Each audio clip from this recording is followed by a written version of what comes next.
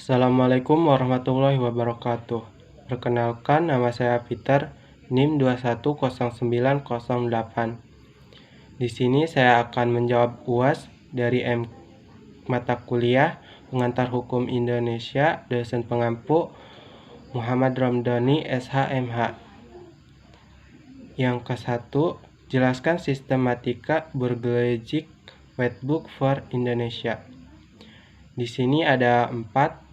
Hukum perorangan atau disebut juga hukum pribadi adalah hukum yang mengatur apa aja yang mengenai hak dan kedudukan dalam hukum.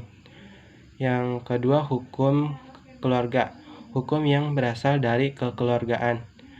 Yang ketiga, hukum harta kekayaan, yaitu suatu hukum yang mengatur harta benda dari kekayaan yang ada. Yang keempat, hukum kewarisan yang berkaitan atau kekayaan seseorang jika meninggal dunia. Yang kedua, sebutkan dan jelaskan macam-macam bentuk perusahaan.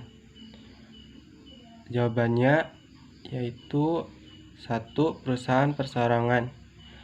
Jenis perusahaan yang modalnya dari diri sendiri di mana dimiliki oleh satu orang atau individu. Yang kedua, BUMN, di mana perusahaan tersebut milik negara, dikelola oleh untuk kepentingan negara. Yang ketiga, persekutuan firma, perusahaan yang dibentuk 2 orang untuk menjalankan perusahaan untuk kepentingan berdua. Yang keempat, persekutuan komanditer, perusahaan yang terdiri dari 2 orang atau lebih di mana anggotanya mempunyai keterlibatan yang berbeda-beda.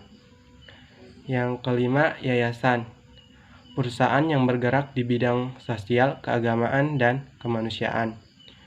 Yang terakhir, koperasi, perusahaan yang dibangun atau dioperasikan oleh anggotanya di mana memiliki tanggung jawab yang sama. Yang ketiga, jelaskan hak-hak atas tanah tersebut berdasarkan Undang-Undang Nomor 5 Tahun 1960 tentang Peraturan Dasar Pokok-Pokok Agraria.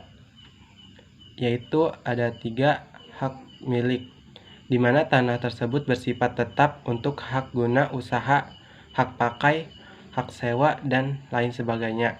Yang kedua, hak sementara, di mana hak tanah itu bersifat sementara, di mana ada penggadai nantinya hasilnya dibagi 2, dan hak menumpang dan hak menyewa.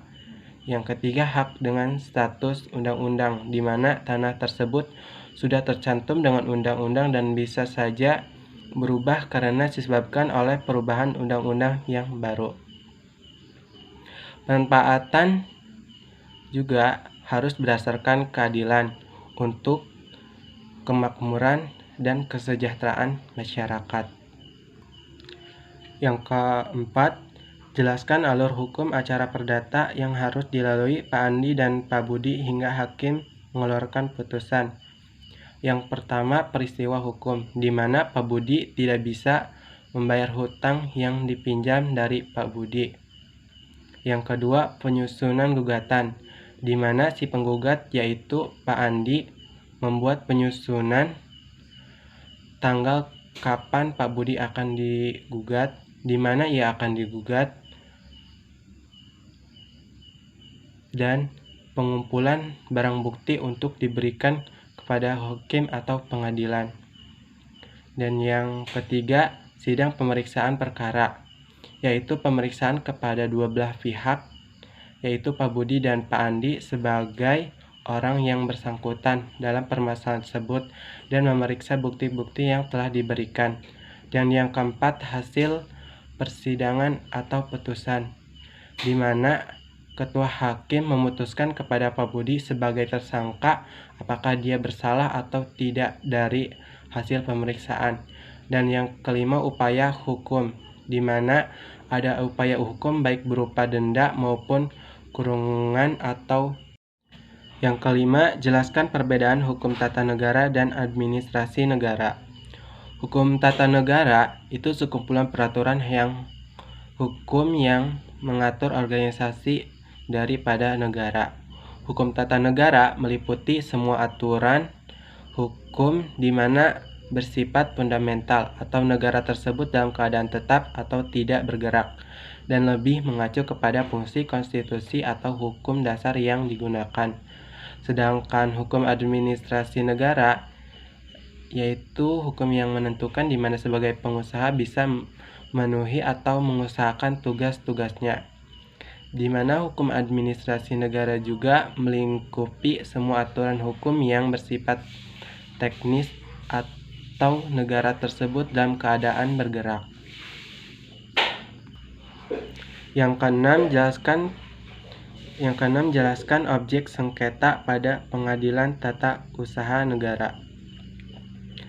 Sengketa tata usaha negara ditetapkan oleh badan atau pejabat, di mana pada hakikatnya yang digugat di pengadilan hanyalah badan atau pejabat tata usaha negara. Selain itu, sengketa yang diadili oleh peradilan tata usaha negara adalah mengenai sah atau tidaknya suatu keputusan tata usaha negara. Yang ketujuh, jelaskan asas-asas hukum internasional.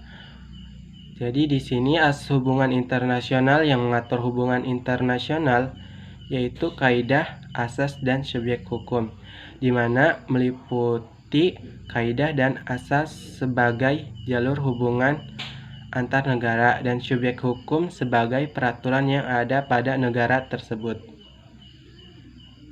Mungkin itu saja jawaban UAS dari saya. Assalamualaikum warahmatullahi wabarakatuh.